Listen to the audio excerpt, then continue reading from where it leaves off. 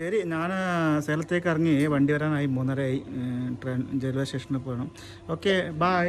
That book, Indian knowledge system? That book, Indian knowledge system book. Tata, bye. Railway പാളയുടെ മുകളിൽ തന്നെ ഉണ്ടെങ്കിലും railway സ്റ്റേഷനെ കുറേ ദൂരം പോകണം. അപ്പുറം ടൗണിൽ പോകണം. ഇവിടെ സ്റ്റോപ്പില്ല. അപ്പോൾ ബുക്ക് ചെയ്യുന്നത് മംഗളാരത്തിൽ നിന്നാണ്. ഞാനിപ്പോൾ ഉള്ളത് ബണ്ടുവാളിൽ നിന്ന്. ഇപ്പോൾ ഇവിടുന്ന് ബസ് പിടിച്ചിട്ട് പോകണം. ബസ് പിടിച്ചിട്ട് ചെല്ലണം. അവിടുന്ന് 4:30 ട്രെയിൻ. അതെ, നാളെ രാവിലെ 4 മണിയാകുമ്പോൾ സേലത്തെത്തും. അപ്പോൾ സേലത്തെത്തിയിട്ട് ശ്രീനിത്തിനെ കാണണം. ശ്രീനിത്ത് എന്തോ ഒപ്പിച്ച് വെച്ചിട്ടുണ്ട്. ഇന്ന് പ്രശ്നമൊന്നുമില്ല, ചിരിച്ചും കളിച്ചോണ്ടാണ് സംസാരിക്കുന്നത്. ബാക്ക്ഗ്രൗണ്ട് എന്തെല്ലോ ചെണ്ടോട്ടെന്ന് എന്തെല്ലോ ചേർക്കുന്നുണ്ട്. പോയി നോക്കാം എന്താണെന്ന്. എന്തായാലും ഫ്രീ അല്ലേ, വേറെ പണിയൊന്നുമില്ലല്ലോ നമുക്ക്. അപ്പോൾ വെറുതെ ഒരു ഉപദേശം, യൂട്യൂബ് ചാനൽ സബ്സ്ക്രൈബ് ചെയ്യും കേട്ടോ. അതാ റെയിൽവേ പാളം മുകളിൽ സബ്സ്ക്രൈബ് ചെയ്ത് കേട്ടോ.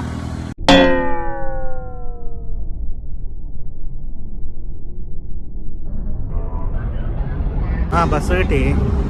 മംഗലാപുരം റെയിൽവേ സ്റ്റേഷനിൽ ജ്യോതിയിലാണ്. ജ്യോതി ഇവിടെ മുമ്പിൽ ഒരാൾ ഇരുന്നിട്ട് ഭയങ്കരമായിട്ട് മൊബൈലിൽ ക്ലാസ് കേട്ടുകൊടുക്കുന്നുണ്ട്. ഏതോ ഒഫീഷ്യൽസ് പറഞ്ഞു കൊടുക്കുന്നുണ്ട്, ക്ലാസ് അങ്ങനെ എടുക്കണം, ക്ലാസ് ഇങ്ങനെ എടുക്കണം എന്ന്. അപ്പോൾ ഏതോ കോളേജിലത്തെ പ്രൊഫസറായിരിക്കും. ഡിസ്റ്റർബ് ചെയ്യാൻ പോകുന്നില്ല. ജ്യോതി എത്തി. പാവം പ്രൊഫസർ ക്ലാസ് കേട്ടുകൊണ്ടിരിക്കുന്നു. അവരോട് ചോദിക്കാതെയാണ് വീഡിയോ എടുത്തത്. സാറില്ല, റിക്ഷയിൽ പോയിക്കൊണ്ടിരിക്കുന്നത്. റെയിൽവേ സ്റ്റേഷനിലെത്തി. വണ്ടി പ്ലാറ്റ്ഫോം 4 ഓടിച്ചോളാനായി പോകാനായി. ഇന്ന് ഓടേണ്ടി വന്നു, എന്നാലും കുഴപ്പമില്ല, തണുപ്പുണ്ട് ഇതിനകത്ത്. അപ്പം എത്തിയുള്ളൂ. അപ്പോൾ ഇത് മംഗളൂർ പുതുച്ചേരി എക്സ്പ്രസ്സാണ്. എൻ്റെ ഈ സ്ക്രീൻ ഗാർഡ് പോയിട്ടുണ്ട്, വലിയ ബുദ്ധിമുട്ട്. ഭയങ്കര ബ്ലറാണെന്നല്ലോ അല്ലേ. നോക്കാം, ശരിയാക്കാം അടുത്ത. പാവം പ്രൊഫസർ ബസ്സിൽ പോകുമ്പോഴും ഇത് എന്താ മീറ്റിംഗ് അറ്റൻഡ് ചെയ്യണം. എൻ്റെ ഒരു ചങ്ങാതിയുണ്ട്, വേറെ പ്രൊഫസറാണ്, പറയുന്നുണ്ട് ഇപ്പോഴെല്ലാം എന്താണ് ഔട്ട്കം ബേസ്ഡ് എഡ്യൂക്കേഷനോ. ഞാൻ പഠിപ്പിക്കുന്നതിൻ്റെ ഔട്ട്കം എന്താണ് ആദ്യം പിള്ളേരെ പഠിപ്പിക്കണമല്ലോ. അത് പഠിച്ചിട്ട് അവർക്ക് ഭാവിയിൽ എന്തെന്നാണ് അവർ അത് പഠിച്ചാൽ ആ സംഭവം. അപ്പോൾ ഓരോ ക്ലാസ്സിനും അതിനായിട്ടുള്ള ഓരോരോ കണക്ഷനുണ്ട്. അത് പഠിച്ചിട്ട് അത് മനസ്സിലാക്കിയിട്ട് മാത്രമേ ക്ലാസ് എടുക്കാൻ പറ്റൂ ഇപ്പോൾ. അപ്പോൾ ഈ പ്രൊഫസർമാരെല്ലാം മുമ്പൊന്നും ഉണ്ടായിട്ടില്ലല്ലോ, ബുദ്ധിമുട്ട്. പിന്നെ എന്താണ് ആക്ടിവിറ്റി ബേസ്ഡ് ലേണിങ്, ഇതെല്ലാം ആക്ടിവിറ്റി എല്ലാം കഴിച്ചിട്ട് പിള്ളേരെ കൊണ്ട് ഇതിനെ ഇൻവോൾവ് ചെയ്യിപ്പിച്ചിട്ടെല്ലാം ചെയ്യണമെന്ന്.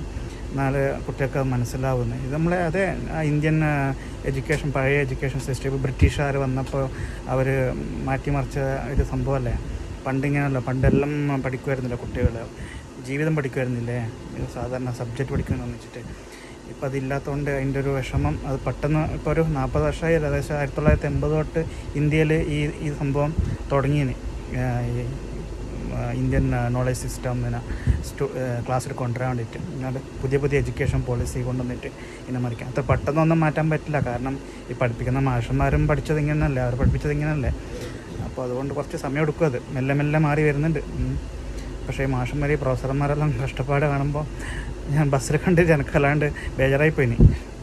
വീഡിയോ എടുത്തിന് അയാളത് നോക്കാതെ, ആരെന്നറിയില്ല, പരിചയമുള്ള ആളൊന്നുമല്ല. അയാൾ കണ്ടാൽ ക്ഷമിക്കുന്ന വിചാരിക്കാം. നല്ല സ്പീഡിൽ പോകുന്നുണ്ട്.